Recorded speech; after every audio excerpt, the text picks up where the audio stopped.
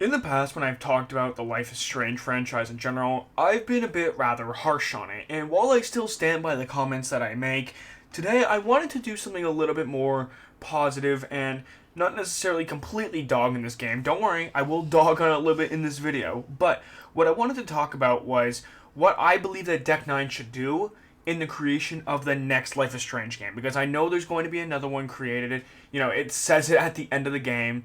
So I wanted to go over what I think Deck 9 really needs to do to make Life is Strange a good game series again, right? Because it's all about having supernatural things occur that, Life is Strange in the title. But I think that somewhere along the way, it's kind of gotten lost to certain ideologies that I don't personally like or agree with. But if you guys enjoyed this video, make sure to leave a thumbs up, make sure to subscribe for more content, and let's get into the video. The first and most important thing is if you're going to make another Life is Strange game, I personally believe that you need to make Max Caulfield just a more likable character, right? I made a video on it before talking about how I don't think Max Caulfield is a good protagonist in either of the games you play. And it's not because she's an awful person, it's not because she's an amazing person, it's not because she's the perfect character, it's because there's nothing to her. She lacks any sort of personality traits that really make her likable, right? And throughout the course of both the Life is Strange games, where you play as Max Caulfield, she's this shy, reserved, introverted person who just doesn't really have much personality to her. There isn't really a lot to her other than the fact that she likes photography. And yes, liking photography, sure, that's all well and good, but my issue arises is when she doesn't come out of her shell at all throughout the course of the game, having certain tendencies, right? I don't want the perfect character. I don't want her to be a perfect person because it's not meant to be an unrealistic picture of what a human being is supposed to be like. Everybody has their flaws. And even Max Caulfield, I want to see something other than just she's shy and she's quiet, right? For instance, I think that she's a very, very nosy character. I think she's a very nosy person throughout the course of Life is Strange 1 and Double Exposure. That doesn't change very much.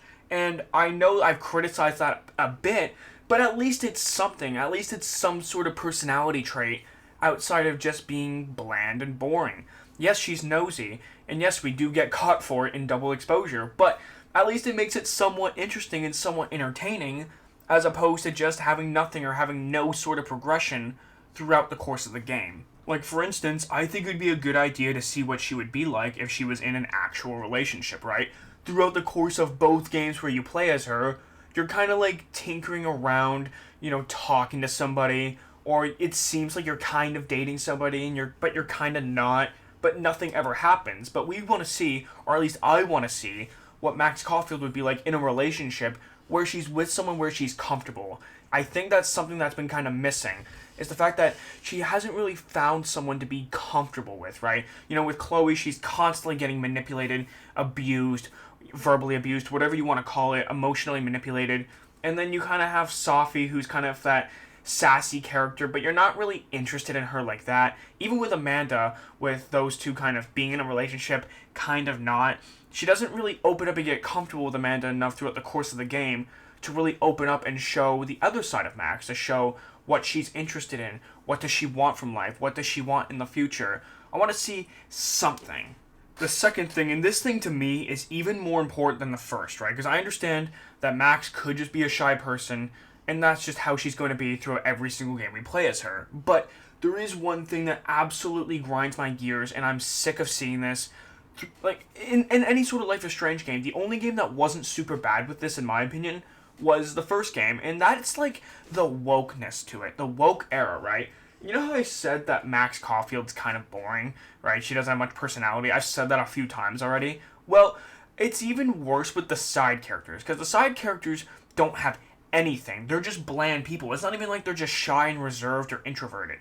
They just don't have anything to them. Yes, they're NPCs, but they act like the most cliche NPCs out there. And I think that Deck 9 is so worried about stepping on people's toes and so worried about stepping on people's little fifis that it kind of causes Deck 9 to kind of be hesitant to add in any sort of personality traits because they don't want to hurt people's feelings.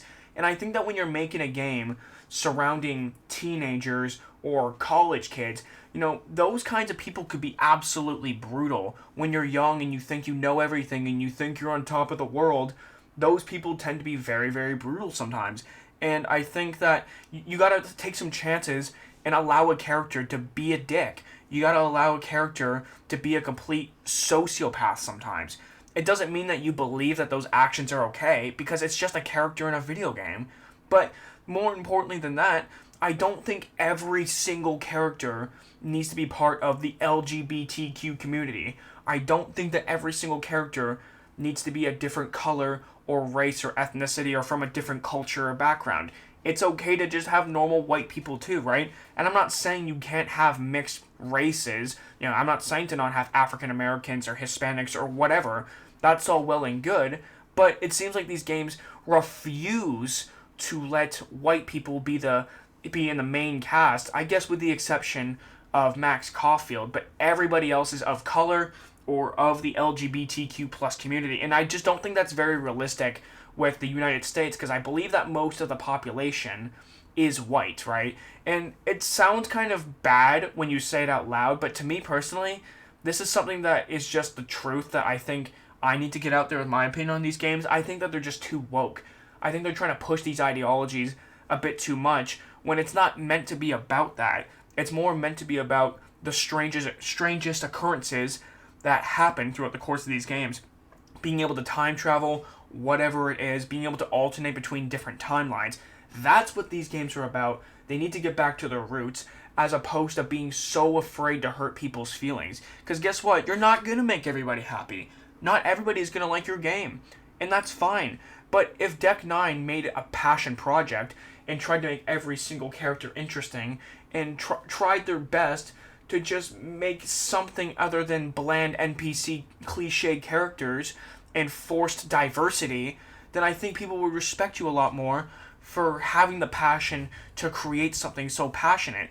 And just because you might have people who are racist, right? People of all races can be racist. And I think that that's okay. You can have that in these games. You can have racism. You can have any sort of agenda.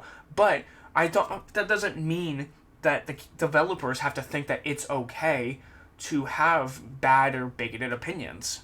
And the last thing I wanted to touch on, this thing's not as important, but it is still a very important factor when you're making any sort of game, regardless of what type of genre it is. Anything with a story needs very good pacing. And I think that this is more of a diss in a way, or a direct hit towards Life is Strange Double Exposure, because the first 2 chapters were really, really good, right? You have a murder mystery on your hands, you want to figure out what's going on, everything's kind of chaotic, you suspect everybody, you find out about the multiple timelines and all that fun stuff, right? But after episode 2, or after chapter 2, it kind of just goes immediately downhill. The episodes either get really shorter, or the pacing is just really crappy and it's kind of all over the place, and it seems like it doesn't know what it wants to be. And I understand that not every episode's going to be written perfectly. Some are going to be better than others, and that's perfectly fine. However, I think that going forward, I think that Deck 9 needs to make a good effort to make sure that the pacing is a lot better. I think they had the same issue with True Colors as well. The first couple episodes were fine, then it kind of went downhill. And so guys, this is what I think, that if Deck 9 fixed these few things, I think we can have a much more solid Life is Strange game on our hands. But let me know what you guys think down in the comments below. Am I just overreacting on these few things? Or are there some legitimacy to what I'm claiming here? Or maybe just anything I missed that you might want to add? Let me know down in the comments below. I want to thank you guys so much for watching. And if you enjoyed, make sure to leave a thumbs up. Make sure to subscribe for more content. And I'll see you guys later. Peace!